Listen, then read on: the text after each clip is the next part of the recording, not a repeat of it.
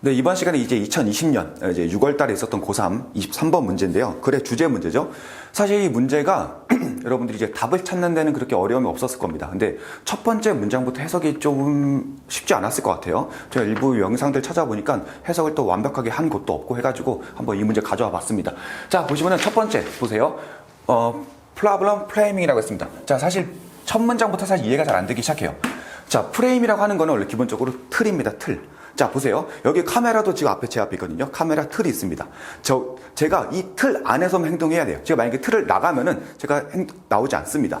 마찬가지로 어떤 그림을 그릴 때 하나의 프레임을 두고 여기서만 그림을 그리는 거죠. 그래서 기본적으로 프레임은 틀, 그래서 바운더리. 그래서 어떤 것들을 이렇게 한 틀, 이 틀, 저 틀 이렇게 하는 겁니다. 그럼 문제를 프레임한다는 건 뭘까요? 그렇죠? 문제를 이런 문제 이렇게 분류하고 이런 문제 또 이렇게 분류하고 이런 문제 이렇게 분류하고 하는 겁니다. 그래서 어떤 문제를 분류하는 것은 이렇게 돼야 되는 겁니다. 갑자기 problem framing 해가지고 뭐 문제 규제 막 이렇게 막 하지 마시고요.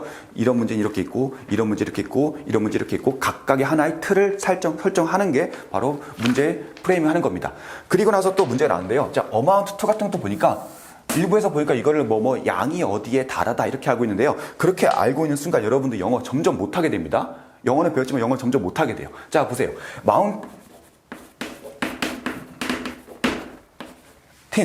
산이 느껴져야 합니다. 자, 무슨 의미냐면은 여기에 산이 있습니다. 산이 있고 꼭대기로 점점 올라가고 있는 느낌. 이게 바로 어마운트예요. 자, 그러면은 양이 뭐뭐에 달하다고 하면 사실 문제 프레이밍 하는 게 양도 아닌데 어떻게 어디에 달하겠습니까? 일단 그것부터 일단 안 되죠. 그러면은 제가 빛이 있어요. 빛이 어디까지가 계속 올라가다. 이것도 바로 문제 어마운트고요. 그리고 어떤 사람의 행동이 점점 올라가가지고 내가 정말 꼭 머리 끝까지 왔어. 이것만 넘으면 선을 넘을 것 같아. 그것도 바로 어마운트입니다. 그리고 어떤 사람의 슬픔이 점점 산을 타지지 올라가가지고 절정에 달하다. 이런 것도 바로 어마운트입니다. 자, 그러면은 문제를 프레이밍 하는 게 어디까지 달하고 있는 점점 올라가고 있는 느낌을 바로 어마운트 투에서 받으셔야 돼요. 자, 문제를 분리해놓고 이런 문제 저런 문제 이렇게 분리해놓다 보니까 문제가 굉장히 명확해지죠. define 됐습니다. 명확해지고 정확해지죠. 그러다 보니까 어떤 문제가 되냐면요. 어떤 문제는 네가 프로포징하고 있다고 합니다. 해결하기 위해. 자, 여기서도 여러분들이 그냥 이렇게 단순하게 해석하면 안 됩니다. 자, 여기서 기본적으로 U를 여러분들이 파악하셔야 돼요. U를 글을 읽고 있을 때 너 이렇게 하나 특정하는 게 아니라요. 대다수 대중들에게 얘기하는 겁니다. 자, 여기 그래서 밑에 보시다 보면 여기 in a community 나오거든요. 어떤 한 지역사회의 사람들에게 다 얘기하는 겁니다. 예를 들어서 여기가 노원구예요. 노원구 주민에게 알립니다. 이렇게 쓸 수 있는 거예요. 조금 더 커져서 서울시 주민들에게 알립니다. 다 U로 쓸 수 있는 겁니다. U가 갑자기 글을 읽다가 갑자기 튀어났다. 그러면 여러분들이 단순하게 너 이렇게 하는 게 아니라 대중들, 그러니까 넓은 사람들에게 얘기하는 거구나. 이 정도는 파악해 두실 수 있어야 합니다. 자, 그리고 여기서 또 느낌이 와야 됩니다. 자, 프로포즈. 이것도 여러분들이 조금 그냥 제안하다, 이렇게 제시하다 이렇게 하는 게 아니라, 자, 어떤 커뮤니티에 어떤 문제를 설정합니다. 상정합니다. 그러면은 어떤 사람들은 이 문제를 이렇게 해결했으면 좋겠어. 또 여기 있는 사람들이 아니야, 이 문제는 이렇게 해결해야 돼. 이게 바로 프로포즈입니다. 그래서 어떤 문제를 가지고 이 사람들이 이렇게 저렇게 해결책을 자꾸 강구해내고 만들어내는 것이 바로 프로포즈를 사용하는 겁니다. 이게 이해가 돼야 이제 앞으로 여러분들이 다음 문장부터 해석이 잘 되거든요. 자, 이해되셨죠? 처음에 문제 프레임 하는 게 무슨 의미인지 파악하셨고, 어마운트가 양이 올라가는 게 아니다. 무조건 산을 올라가는 느낌이 들면 다 어마운트 쓴다. 이런 거 파악해 두시고요. 그리고 U가 특정한 너만을 가르치는 게 아니라 일반 대중들, 여기 글에서는 커뮤니티에 있는 사람들에게 얘기하는 거, 그리고 프로포즈의 의미, 문제를 어떤 커뮤니티에 딱 제안을 하면요. 해결책이 여러 개 나오잖아요. 딱 바로 그런 느낌의 바로 프로포즈로 나타내는 거 일단 파악해 두시고 다음 문장 보도록 하겠습니다. 네, 그래가지고 이것은 굉장히 크리티컬한 액티비티, 굉장히 중요한 문제라고 해요. 왜냐하면은 네가 선택한 그 프레임이 네가 문제를 이해할 때 굉장히 영향을 끼친다고 하는 거죠. 자, 여기서도 보시면은 유어가 단순히 너가 아니라 그 지역사회 사람들에게 어떤 문제를 이해하는 데 이렇게 도움이 된다고 하죠. 그래서 따라서 컨디셔닝을 여기서 컨디션 어떻게 번역하실래요? 자, 앞에서 보면은 define 있죠? 규정하는 거죠. 그렇게 문제를 해결하는 접근하는데 규정을 한다는 거죠. 굉장히 문제를 이 문제, 저 문제 해놓으니까 거기 딱 접근하기 좋겠죠. 자, 그래서 여러분들이 이 프레임의 의미를 더 한번 이해를 좀 하셔야 되는데요. 자, 최근에 좀 문제되고 있는 정철승 변호사라고 있습니다. 그 변호사가 어떤 사석에서 후배 변호사의 손을 이렇게 뭐 했다고 해요. 그래가지고 이 문제를 가지고 일부에서는 그냥 선배가 후배 손 그냥 잡고 있었던 거다. 이렇게 보는 시각이 또 하나 있죠. 이게 하나의 또 틀입니다. 근데 또 일부에서는 아니야, 이거 위계에 의한 성추행이야 해가지고 또 그렇게 성범죄로 또 보는 하나의 틀이 있죠. 이렇게 하나의 사건을 두고도 지금 벌써 틀이 두 가지가 존재하는 겁니다. 이게 바로 틀이고, 이 틀을 가지고 여러분들이 어떻게 이해할지 제공하는 게 바로 이 문제 프레이밍이요.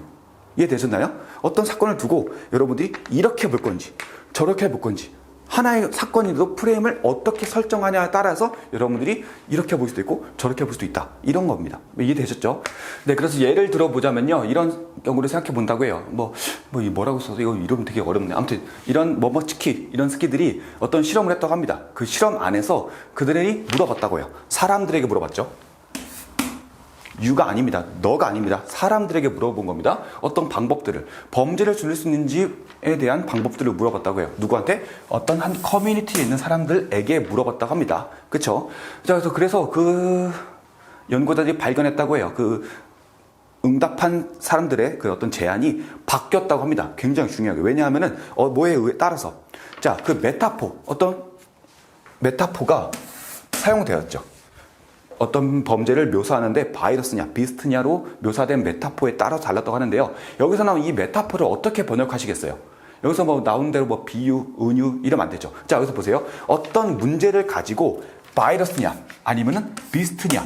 지금 하나의 틀을 설정했고 또 하나의 또 틀을 설정했잖아요.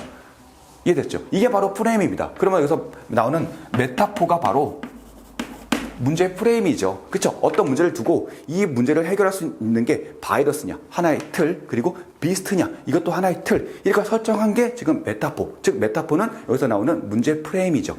이해되셨나요? 자, 그래서 보시면은 이 문장에서는 사실 이 커뮤니티, 첫 문장에서 you를 너라고 보면 여기서 커뮤니티가 이해가 안 됩니다. 그리고 people도 나와 있고 이거 하나 확인해 두시고요. 그리고 메타포의 진정한 의미, 이 문제에서 메타포는 단순하게 비유, 은유 이런 게 아니죠. 문제를 설정하는 그 틀입니다. 그 틀로 사람들이 이해를 하는 거니까 이해되셨죠? 네, 그래서 이제 마지막 질문 같이 한번 보도록 하겠습니다. 자, 사람들 어떤 여기 메타포를 하지 말고 프레임에 대해서 얘기를 들은 사람들이라고 하죠. 어떤 프레임이냐면요. 범죄를 바이러스라고 생각하고 있는 한 틀에 갇힌 사람들은요. 그쵸? 근데 이 바이러스가 도시를 침탈한다고 해요. 이 사람들은 굉장히 강조하죠. 자, 보세요. 여기서 보시면은 어떤 하나의 범죄 사건을 두고 하나의 바이러스로 뒀을 때는 이런 식으로 해결책을 해야 된다고 하죠. 그쵸? 해결책이 벌써 프레임을 바꿨을 뿐인데 같은 사건에서도 지금 벌써 해결책이 바뀌고 있죠. 자, 그리고 여기서 보시면은 어드레스가 나옵니다. 어드레스를 갑자기 주소 이러지 마시고요.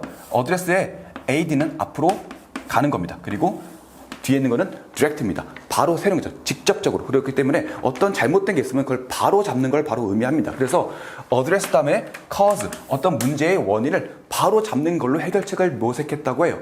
그렇죠. 예를 들어서 가난을 없애거나 아니면 교육열을 좀 높여가지고 이런 식으로 문제를 해결한다고 합니다. 하지만 반면에 만약에 이 메타포를 비스트 메타포, 즉 비스트의 틀에 쓰여져 있는 사람들은요, 이렇게 생각한다고 해요. 치료를 해야지. 그래서 경찰력을 좀 높이거나 약간 가둘 수 있는 감옥 같은 거를 수용소들을 많이 늘려가지고 이거를 해결해야 될 거 아니야? 이렇게 보고 있죠. 자, 지금 보시면은 어떤 하나의 범죄입니다. 크라임입니다. 근데 이거를 두고 어떤 틀을 바이러스를 할 것이냐, 비스트를 할 것이냐에 따라서 해결책도 똑같이 두 가지로 나오고 있죠. 이게 바로 뭘까요? 두 번째 문장이 있는데 이게 바로 크리티컬 액티비티입니다. 이게 굉장히 활동적인, 중요한 활동 이렇게 보지 마시고요. 어떤 중요한 점은 있는데 이게 뭐냐면은 하나의 범죄를 이런 프레임으로 세웠을 때는 또 이런 해결책이 또 있고 또 이렇게 봤을 때는 또 이런 해결책이 있다라고 하는 걸 바로 나타내는 거죠.